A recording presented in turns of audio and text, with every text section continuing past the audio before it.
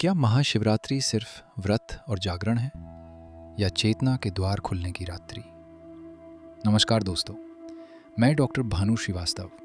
शिव कहते ही आंखों के सामने जटाधारी गंगाधर नीलकंठ की छवि आती है, परंतु यदि हम भीतर उतरें तो पाएंगे कि शिव कोई आकृति नहीं, कोई सीमित व्यक्तित्व नहीं, बल्कि वह अनंत चेतना है जो अस्तित्व की जड़ में धड़क रही है। वे वह मौन है जिसमें ध्वनि जन्म लेती है, वह शून्य है जिसमें सृष्टि आकार लेती है, और वह अग्नि है जो अज्ञान को भस्म कर देती है। वेदों में शिव रुद्र हैं, वह आदिम ऊर्जा जो भयावह भी है और करुणामय भी। उपनिषदों में वही शिव परम ब्रह्म है जो न आरंभ है न अंत। शिव पुराण में वे आदि योगी हैं जिन्होंने मौन के माध्यम से सप्त ऋषियों को ज्ञान दिया। इन सब वर्णनों के पार जाकर यदि देखा जाए तो शिव कोई व्यक्ति नहीं बल्कि एक अवस्था है। वह अवस्था जहां मन समाप्त हो जाता है और केवल साक्षी शेष रह जाता है। महाशिवरात्रि उसी अवस्था का निमंत्रण है। यह केवल एक तिथि नहीं बल्कि एक आंतरिक घटना है। फाल्गुन की कृष्ण चतुर्दशी की वह रात्रि जब चंद्रमा क्षीण होता है, मन की चंचलता भी स्वाभाविक रूप से शांत होने लगती है। मन और चंद्र का गहरा संबंध है।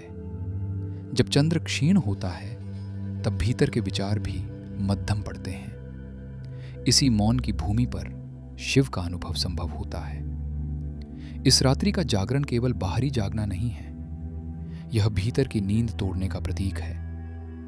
हम प्रतिदिन शरीर से जागते हैं पर चेतना से सोए रहते हैं। महाशिवरात्रि हमें याद दिलाती है कि असली नींद अज्ञान की है।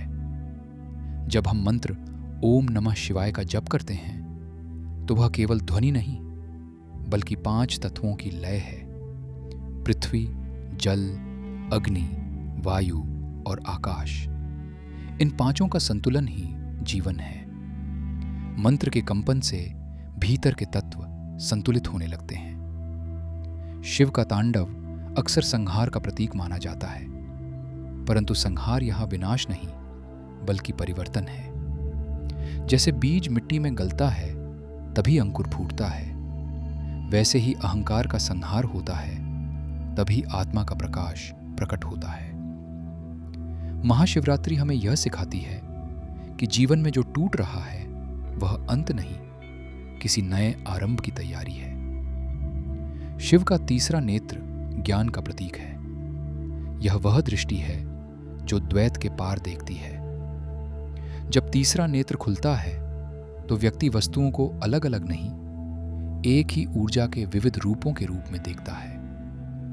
विज्ञान भी आज यही कहता है कि पूरा ब्रह्मांड ऊर्जा का खेल है। क्वांटम स्तर पर सब कुछ कंपन है। शिव का डमरू उसी आदिम नाद का प्रतीक है जिससे सृष्टि की ध्वनि उत्पन्न हुई। महाशिवरात्रि की रात्रि में उपवास का महत्व केवल धार्मिक नियम नहीं बल्कि शरीर और मन की शुद्धि का विज्ञान है। जब हम भोजन से विरत होते हैं तो शरीर अपनी मरम्मत की प्रक्रिया में लग जाता है। ऊर्जा बाहर की ओर खर्च न होकर भीतर की ओर मुड़ती है। इसी कारण ध्यान गहरा होता है। शिव का गले में सर्प धारण करना यह दर्शाता है कि जिसने अपने भय को गले लगा लिया वही मुक्त है। सर्प समय का प्रतीक भी है। शिव समय से परे हैं, इसलिए काल भी उनके अधीन है। महाकाल के रूप में वे यह बताते हैं कि मृत्यु अंत नहीं, केवल परिवर्तन है। महाशिवरात्रि हमें मृत्यु के भय से मुक्त होने का अवसर देती है। जब हम पूरी रात्रि जागते हैं तो प्रतीकात्मक रूप से यह स्वीकार करते हैं कि अंधकार से डरना नहीं है। अंधकार ही वह गर्भ है जहां प्रकाश जन्म लेता है।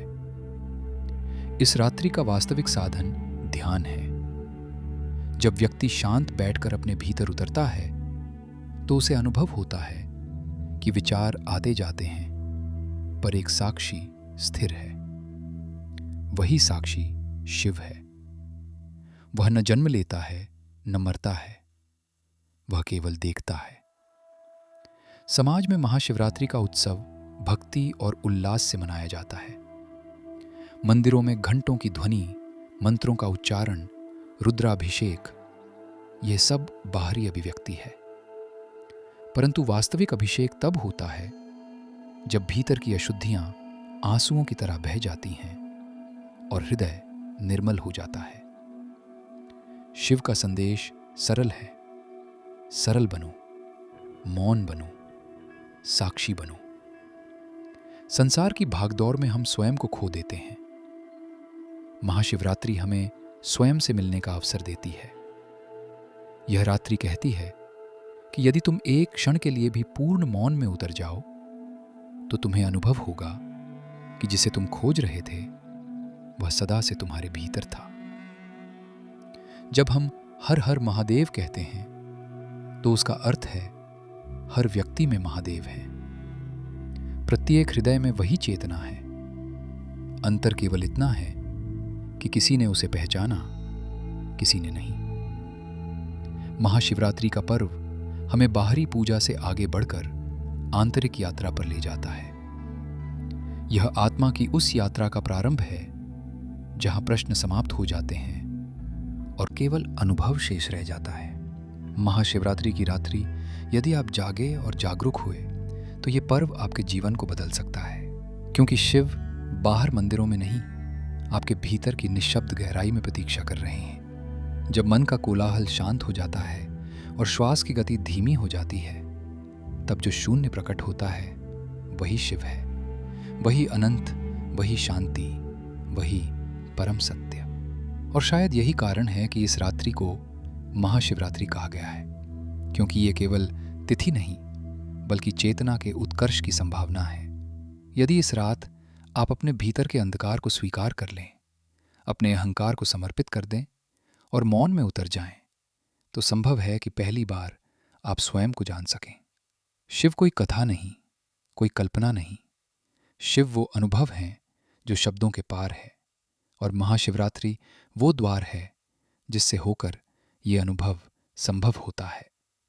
हर हर महादेव। ओम नमो नारायण।